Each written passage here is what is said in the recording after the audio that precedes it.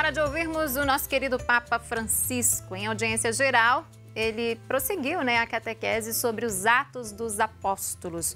E no encontro mais recente, o Santo Padre nos falou sobre obediência na fé e também sobre como os apóstolos não estavam mais sozinhos, estavam sempre acompanhados do Espírito Santo após o momento de Pentecostes. Então, convido você aí de casa, vamos ouvir o que ele tem a nos ensinar hoje.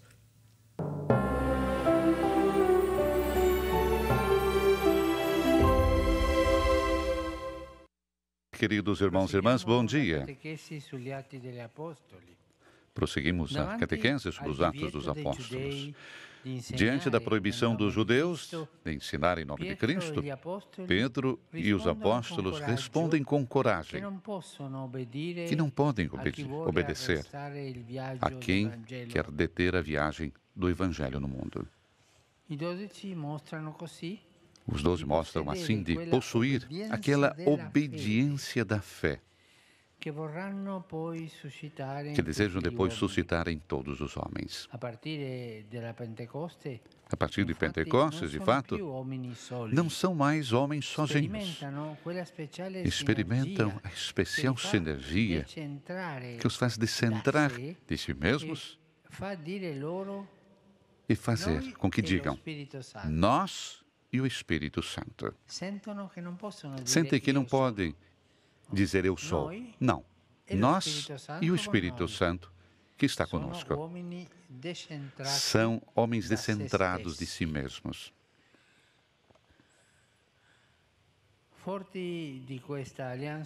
Fortes dessa aliança, os apóstolos não se deixam atemorizar por ninguém. É impressionante. Pensemos que eles eram covardes. Todos escaparam, fugiram quando Jesus foi preso pela polícia. Todos. Mas de covardes passaram a corajosos, porque era o Espírito Santo que estava com eles. O mesmo ocorre conosco. Se nós temos dentro o Espírito Santo, teremos a coragem de ir avante, a coragem de vencer tantas lutas, não por nós, mas pelo Espírito que está conosco. Não dão marcha ré no testemunhos intrépidos do ressuscitado, como os mártires de todos os tempos, inclusive nos nossos tempos. Os mártires dão a vida, não escondem de serem cristãos. Pensemos, alguns anos atrás, hoje também são tantos, mas 4 anos atrás, aqueles ortodoxos, coptas ortodoxos verdadeiros, trabalhadores, na praia da Líbia, todos foram degolados. Mas a última palavra que diziam era Jesus, Jesus. Não tinham vendido a fé, porque o Espírito Santo estava com eles. Os mártires de hoje.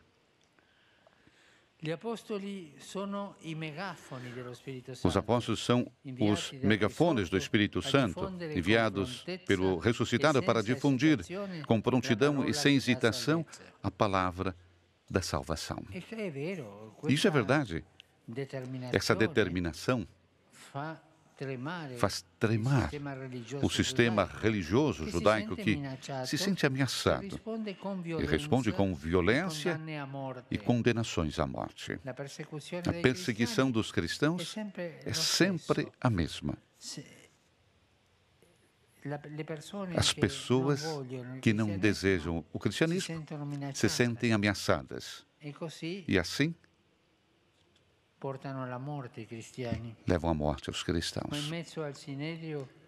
Mas, no meio do sinédrio, se levanta a voz diferente de um fariseu que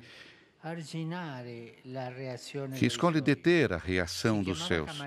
Chamava-se Gamaliel, homem prudente, doutor da lei, estimado por todo o povo. A sua escola, São Paulo, aprendeu a observar a lei dos padres. Gamaliel toma a palavra e mostra aos seus irmãos como exercitar a arte do discernimento diante de situações que superam os esquemas tradicionais. Ele demonstra, citando alguns personagens que se diziam Messias, que todo projeto humano pode, no momento, ter consensos e depois naufragar. Enquanto tudo que vem do alto e traz a assinatura de Deus é destinado a durar. Os projetos humanos terminam sempre. Tem um tempo como nós. Pensem a tantos projetos políticos e como muda de um lado ao outro, de todos os países. Pensem nos grandes impérios. Pensem nas ditaduras do século passado. Se sentiam potentes, queriam dominar o mundo. E depois desabaram todas. Pensem hoje. Aos impérios de hoje cairão todos, se Deus não está com eles. Porque a força que os homens têm não é duradoura. Somente a força de Deus dura.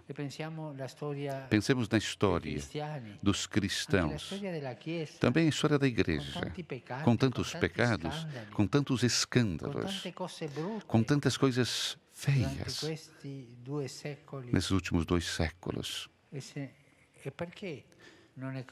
E por que não caiu? Por que não desabeu? Porque Deus está ali. Nós somos católicos.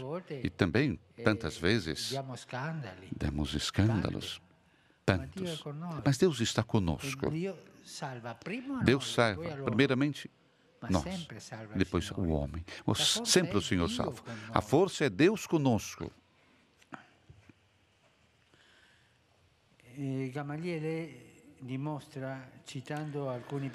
Gamaliel demonstra, citando alguns, citando aqueles que se faziam Messias, que cada projeto humano pode, então, ter sucesso, mas depois naufragar.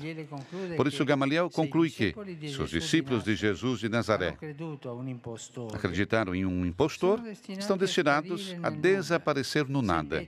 Se ao invés seguem um que vem de Deus, é melhor renunciar a combatê-los. E adverte, não ocorra de encontrar até mesmo a combater contra Deus. Nos ensina a fazer esse discernimento. São palavras muito pacatas, tranquilas, que permitem ver o evento cristão com uma luz nova e oferecem critérios que sabem de evangelho, porque convidam a reconhecer a árvore das suas frutas e se tocam. Os corações obtêm o efeito esperado. Os outros membros do Sinédrio seguem o seu parecer e renunciam aos propósitos de morte, ou seja, de matar os apóstolos. Peçamos ao Espírito Santo de agir em nós, para que seja pessoalmente, seja comunitariamente, possamos adquirir o hábito do discernimento.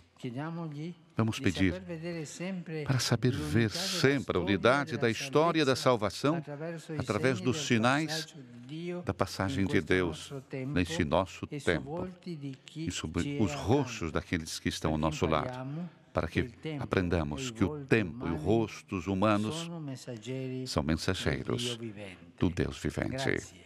Muito obrigado.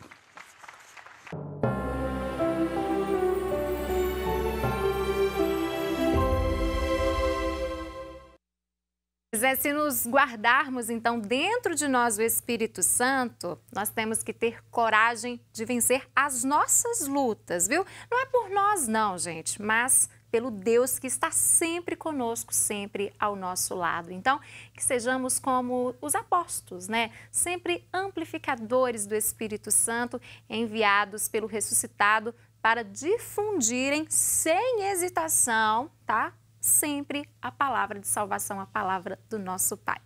Vamos para um rápido intervalo. Aproveite, inclusive, para enviar uma mensagem para o nosso WhatsApp. O número está aí na sua telinha, o 996428473. No próximo bloco, vamos falar sobre a Assembleia do Povo de Deus. Eu volto já.